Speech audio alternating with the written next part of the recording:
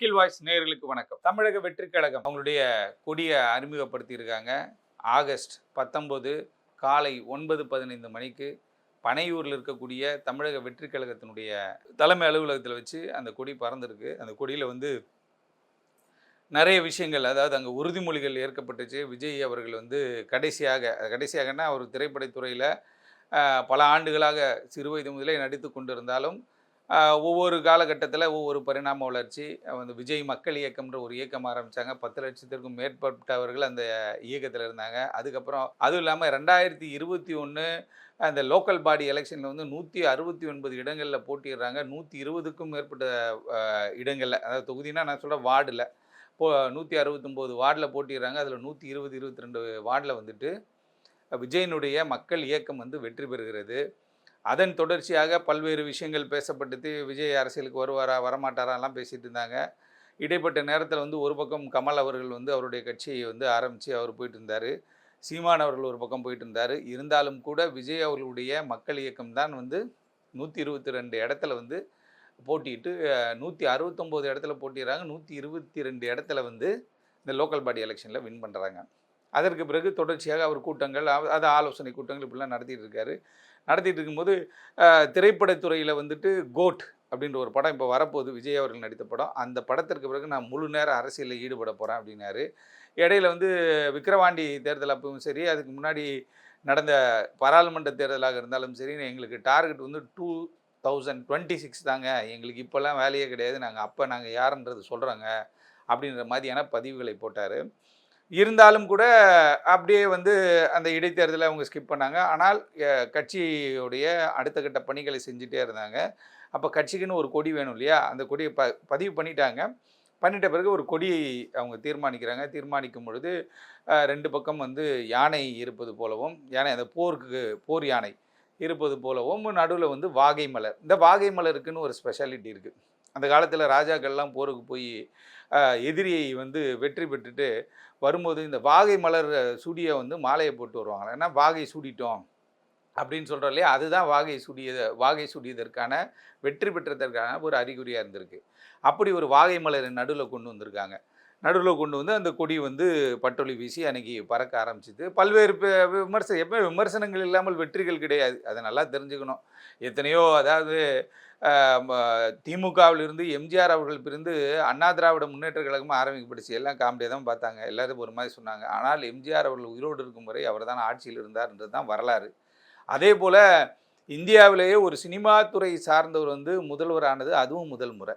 வரலாற்றை புரட்டி பார்க்கணும். அப்படி இருக்கும் பொழுது அரசியல் கட்சி யார் வேணால், பீப்புள் ரெப்ரசன்டேஷன் ஆக்டை பொறுத்த வரைக்கும் யார் வேணால் அரசியல் கட்சி ஆரம்பிக்கலாம். அதே போல் விஜய் அவர்கள் அவர் தொடர்ச்சியாக பல்வேறு களத்தில் வந்து அவர் பயணிக்கக்கூடியவர்.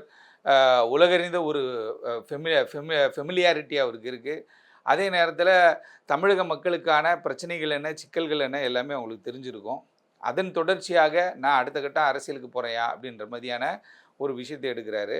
எடுத்த பிறகு ஒரு சிலர் நம்ம இந்த மீம் கிரியேட்டர்ஸ்லாம் இருப்பாங்க இல்லையா, அவங்க ஏதாவது ஒன்று போட்டுட்டு தான் இருப்பாங்க. அவங்களுக்கும் ஒரு வேலை, ஏதோ ஒரு டைம் பாஸ் ஆகுதா இல்லையா, ஏதோ ஒன்று போட்டு என்ன பண்ணிட்டாங்கன்னா, இந்த கொடி வந்து கேரளா டிரான்ஸ்போர்ட்டுடைய யானை, இது ரெண்டும் நடுவில் இருக்குது, வாகை மலரே கிடையாது அப்படி இப்படின்லாம் சொல்ல ஆரம்பிச்சிட்டாங்க. ஒரு கட்சி ஆரம்பிக்கிறாங்க, எத்தனை பேரை வச்சு அவங்க ஆய்வு பண்ணியிருப்பாங்க. ஒரு கட்சி ஆரம்பிக்கிறாங்க, எத்தனை ஆராய்ச்சிகளுக்குள்ளே அவங்க போயிருப்பாங்க. இருந்தாலும் ஒரு பக்கம் வந்து பகுஜன் சமாஜ் கட்சியினுடைய நிர்வாகிகளும் வந்து இதுக்கு 1008 விஷயங்கள் இருக்குது, ஏற்கனவே சுப்ரீம் கோர்ட்டு சைட்டேஷன்லாம் இருக்குன்ற மாதிரி சொல்லியிருக்காங்க. இருந்தாலும் அது சட்ட ரீதியாக அவங்க ஃபேஸ் பண்ண போகிறாங்க. ஆனாலும் கூட விஜய் அவர்கள் பல ஆண்டுகளாக தமிழ் சினிமாவில் கதாநாயகனாக நல்ல சம்பளத்தோடு அவர் வந்து பயணித்து கொண்டு இருக்கிற சூழலில் அது எல்லாத்தையும் முதிரை தள்ளிவிட்டு நான் மக்கள் பணிக்காக வந்திருக்கிறேன், மக்களுக்காக நான் சேவை செய்ய போகிறேன் அப்படின்ற மாதிரி அவர் வந்து களத்தில் இறங்கியிருக்காரு. அதன் தொடர்ச்சியாக ஆகஸ்ட் 19 இந்த கொடி இன்றைக்கு வெளியிடப்பட்டிருக்கிறது. கொடி பறக்க விடப்பட்டிருக்கிறது. இந்த கொடி எங்கெல்லாம் பறக்கணுமோ ப்ராப்பராக பர்மிஷன் வாங்கி பறக்க விடணும் அப்படின்ற மாதிரிலாம் அட்வைஸ் வந்து தமிழக வெற்றிக் கழகத்தினுடைய தலைவர் வந்து விஜய் அவர்கள் சொல்லியிருக்காரு. அதே போல் அந்த கொடியேற்று விழாவில் பார்த்திங்கன்னா அவருடைய தந்தை, தாய் எல்லாருமே வந்திருக்கிறாங்க அந்த நிகழ்ச்சியை சிறப்பிக்கிறதுக்காக. ஆகவே வந்து அரசியல் கட்சிகள் எதுவாக இருந்தாலும் சரி, மக்களுடைய மனதை வெல்ல வேண்டும், மக்களுடைய மனநிலை என்னென்பதை புரிஞ்சுக்கணும். அதே நேரத்துக்கு என்ன கேட்டால் வாக்கு அரசியல், அதாவது அந்த 5 ஆண்டுக்கு ஒரு முறை வந்து ஓட்டு போட்ட பிறகு வந்து பேசுவான் பாருங்கள் பேச்சு, அதோடு என்ன பண்ணுவான்னு கேட்டால் அடுத்த 5 வருஷம் கழித்து தான் பேசுவான். அப்படிப்பட்ட ஒரு சூழல் இன்றைக்கு நிலவி கொண்டு இருக்கிறது. அந்த காலகட்டத்தில் இன்றைக்கி வந்து தமிழகத்தில் வந்து தமிழக வெற்றிக் கழகம் உதயமாகி இருக்கிறது. பொறுத்திருந்து மக்கள் மனதிலே இடம்பெற வேண்டும் என்று சொன்னால் மக்களுக்கான பணிகளை தொடர்ந்து செய்கின்ற பொழுது தான் நம்ம வந்து இந்த பயணத்தில் போக முடியும். ஏற்கனவே தமிழகத்தில் வந்து சினிமா துறையிலிருந்து வந்த ஏற்கனவே சொன்னது போல் நம்முடைய எம்ஜிஆர் அவர்களும் மறைந்த தமிழகத்தினுடைய முதல்வர் ஜெயலலிதா அவர்களும் சினிமா துறையிலிருந்து வந்தார்கள். அதற்கு பிறகு வந்து சிவாஜி அவர்கள் கட்சி ஆரம்பித்தார். அப்போ இருக்க முடியும் போதே அது வந்து ஒன்றும் செட் ஆகலை. அடுத்து விஜயகாந்த் அவர்கள் கட்சி ஆரம்பித்தார். எதிர்கட்சியாக நின்று போராடினார், குரல் கொடுத்தாரு. இருந்தாலும் அவரை சூழ்ச்சியால் வீழ்த்தினார்கள். சுற்றி புற்றி அவர் கூட இருக்கவங்களே என்ன பண்ணிட்டாங்க, விலை கொடுத்து வாங்கிட்டாங்க. எப்படிலாம் காலி பண்ணோம், எப்படிலாம் அரசியலில் சூழ்ச்சி பண்ணோன்றதெல்லாம் நம்ம அவருடைய கட்சியினர் சந்தித்த விஷயங்களை பார்த்தே நம்ம தெரிஞ்சுக்கலாம். அடுத்து கமலஹாசன் அவர்கள் திரைப்படத்துறையிலேருந்து வந்து அவர் ஒரு கட்சியை வச்சுருக்காரு.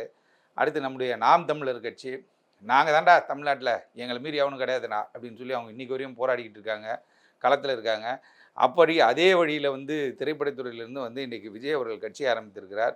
அந்த கட்சி மக்களுக்கான ஒரு கட்சியாக, மக்கள் பணிகளிலே ஒரு சிறந்த கட்சியாக விளங்க வேண்டும் என்று கேட்டுக்கொண்டு, தொடர்ச்சியாக மக்கள் பணியிலே ஈடுபடுகிறவர்கள் யாராக இருந்தாலும் அரசியல் கட்சி ஆரம்பிக்கலாம், அதில் மாற்றுக்கருத்து கிடையாது. இருந்தாலும் பல்வேறு விமர்சனங்கள் சொல்லாதவன் இந்த உலகத்தில் எவனுமே கிடையாது. அரிஸ்டாட்டிலை பற்றி விமர்சனம் செய்தார்கள், புரட்சியாளர் அம்பேத்கரை பற்றி விமர்சனம் செஞ்சாங்க, கலைஞரை பற்றி விமர்சனம் செஞ்சாங்க, ஜெயலலிதா அவர்களை பற்றி விமர்சனம் செஞ்சாங்க, எம்ஜிஆர் அவர்களை பற்றி விமர்சனம் செஞ்சாங்க. விமர்சனம் செய்யப்பட்டவர்கள் எல்லாம் ஒரு காலகட்டத்தில் வந்து பயங்கரமான வளர்ந்துட்டாங்க. ஆகவே எதை பற்றியும் கவலைப்படாமல் தமிழக வெற்றிக் கழகம் வெற்றியை நோக்கி மட்டுமே பயணிக்கட்டும் என்று கூறிக்கொள்கிறேன். நன்றி, வணக்கம்.